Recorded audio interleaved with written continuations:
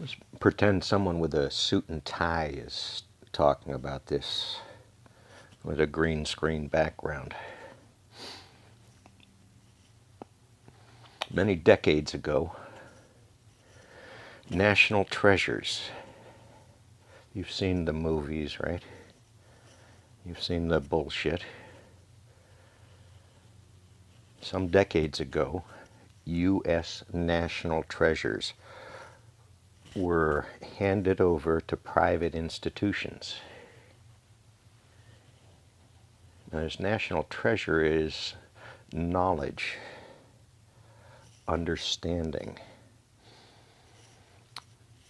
sciences, chemistry, nuclear chemistry. The science, the tools, the measurements that prove the age of the planet, that prove nuclear reactors are and are not safe, that prove systemic pollution, systemic, not forever, systemic pollution is real, from CO2,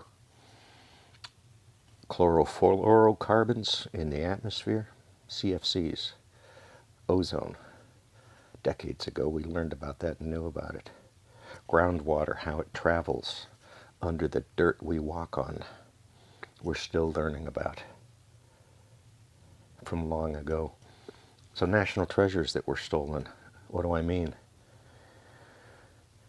These institutions, under the Manhattan Project, it's not a conspiracy, it's a physical fact of our history, including a huge media push to insulate and isolate the sciences from humans, to own it.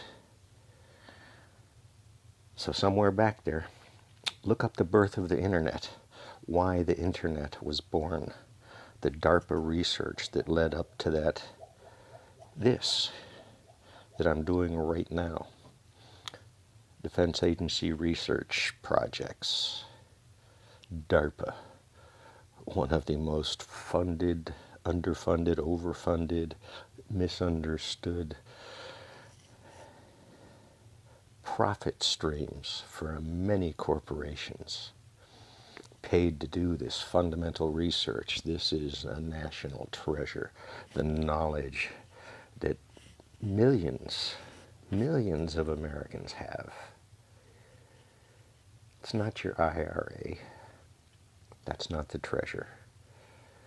It's not the stock market. That's not the treasure.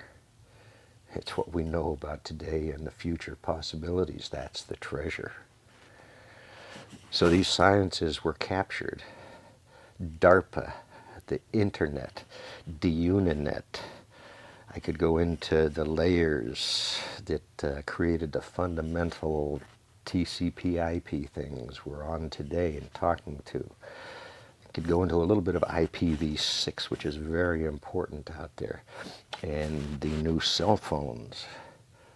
But I don't have the green screen and the presentations because I won't pay the discrete monthly fees for all the software. But one of these days. So this is why I like Bernie. These kind of conversations might actually happen.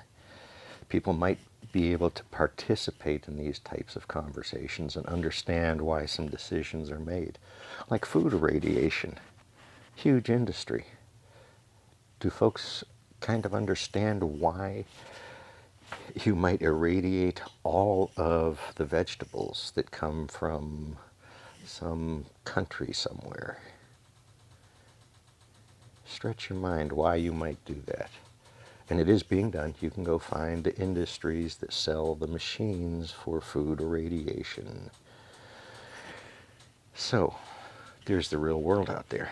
There's a little bit of a touch on the sciences that have been engineered to do specific things out here in the world. These Googles, these Gates, these Microsofts, these Oracles, Sun, Hewlett-Packard, whoever's making these computers needs those minds to run, needs those minds to work. It's in the background, it's in the mind of every new product is, can we build enough of them? It's just how it works. So how do you create a balance for these things that we can't even talk about? Third party, maybe? I don't know.